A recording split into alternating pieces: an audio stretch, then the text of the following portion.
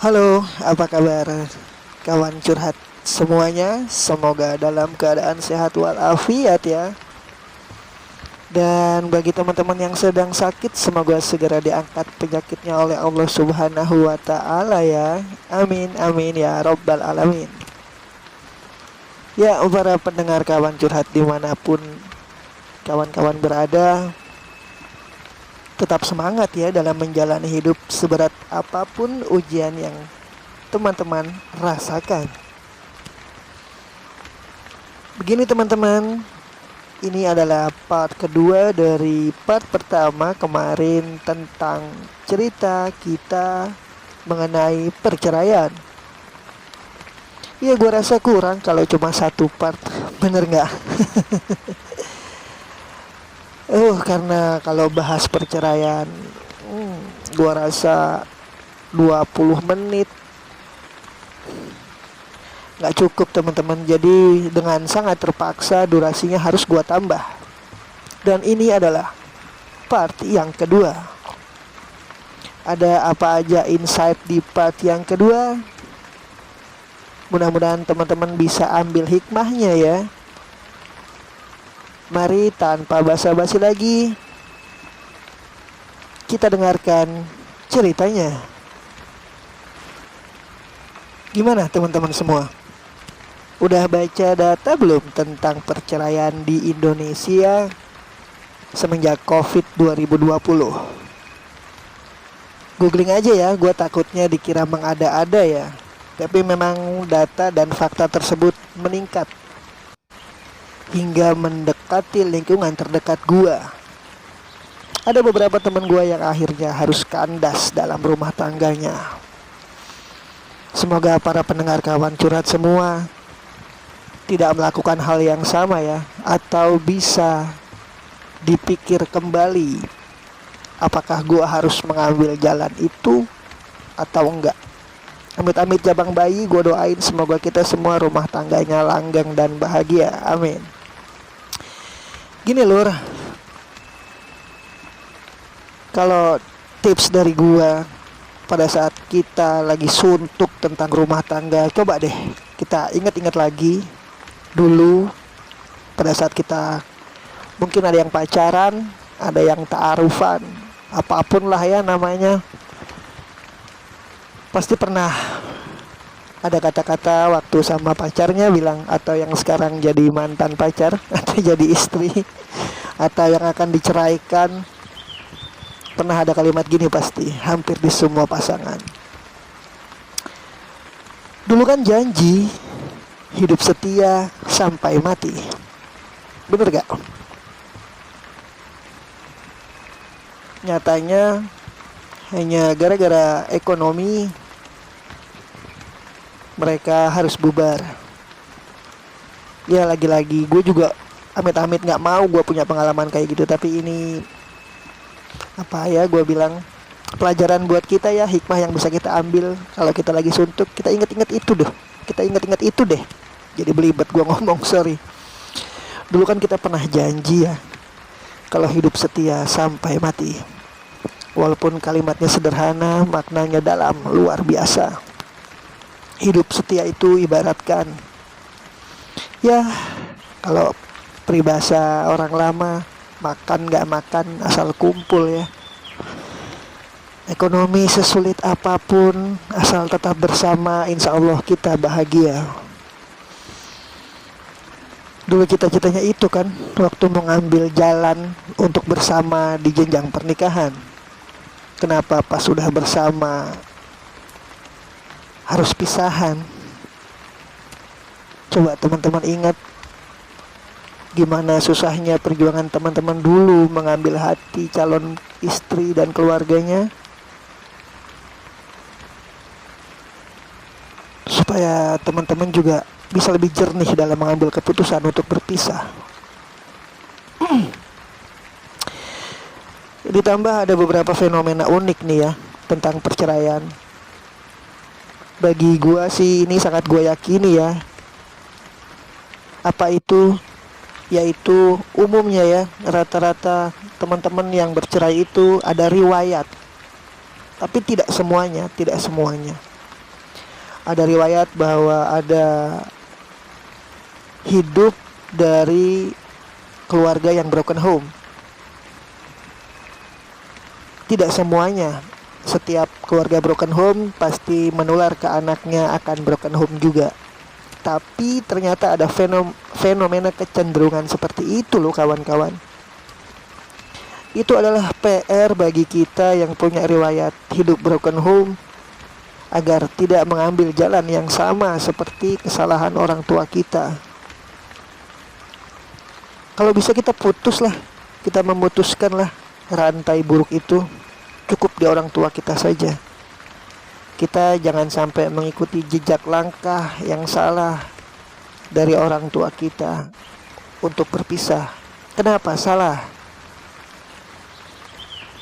Selain perceraian adalah hal yang sangat menyakitkan dan sangat dibenci oleh Tuhan ya. Walaupun gua nggak tahu seberapa besar, gua tetap di posisi menganggap hal itu adalah salah. Mengapa? Bercerai itu ternyata menimbulkan dampak yang sangat luar biasa loh. Minimal gue udah mengumpulkan beberapa dampak kecil-kecil, tapi efeknya luar biasa. Apa aja? Yang pertama pasti anak akan mengalami trauma psikologi. Bagi yang sudah memiliki anak, gua harapkan agar berhati-hati dalam mengambil keputusan untuk bercerai, karena anak akan menjadi korban dari pertengkaran kalian para orang tua. Yang kedua, setelah bercerai ada kemungkinan salah satu di antaranya atau kedua-duanya itu sulit kembali untuk berumah tangga. Jadi takut gitu. Aduh, gue mau merit lagi. Takut pasangan gue kayak dulu lagi. Takut ada KDRT lagi atau apa, atau ingkar janji di luar komitmen. Jadi sulit buat berumah tangga lagi. Itu yang gue dapat.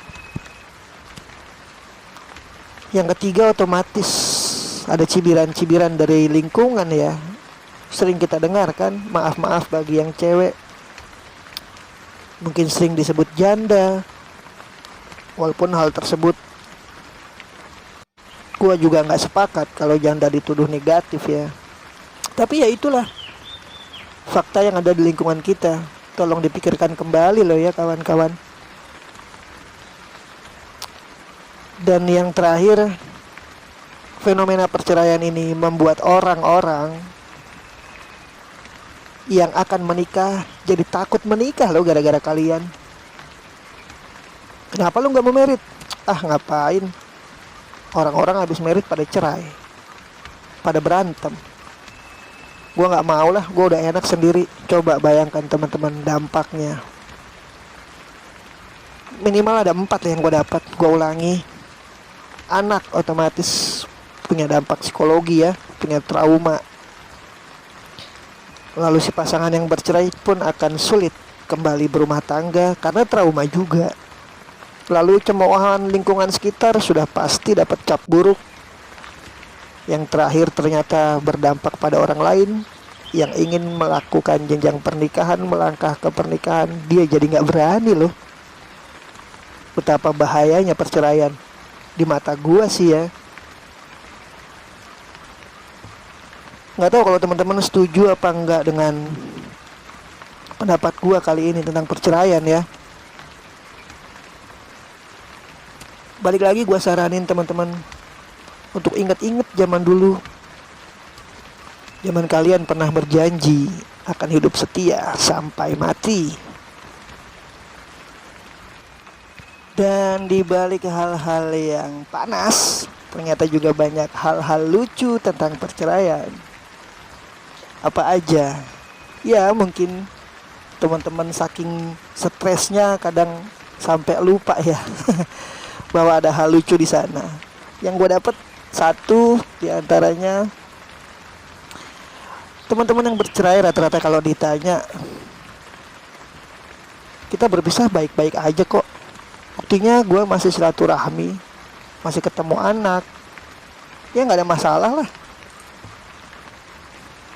Di kepala gue berkecambuk. Nah, lupa ada kalau baik-baik aja kok pisah. Ya ini karena masalah prinsip katanya. Ya memang bukan konsumsi publik, tapi ucapannya itu ambigu. Bener nggak lu? Bikin gua ketawa sih. Tapi miris, tapi ya macam-macam rasanya. Ya nggak? Kalau baik-baik aja ngapain pisah? Terus yang lucu lagi, setelah berpisah itu kan tetap ada kewajiban loh dari sang suami untuk terus menafkahi istri dan anaknya. Jangan lupa. Itu buat gue juga lucu. Lucu gimana? Lucunya gini. Nah, lu udah berpisah, tapi lu harus tetap menafkahi.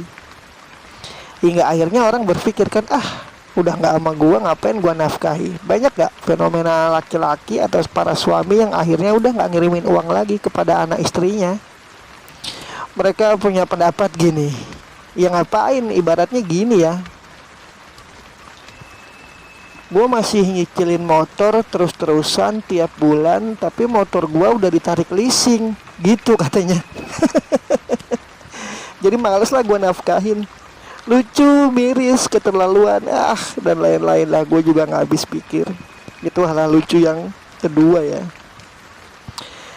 Dan yang terakhir teman-teman, harus hati-hati dalam mengucapkan talak cerai.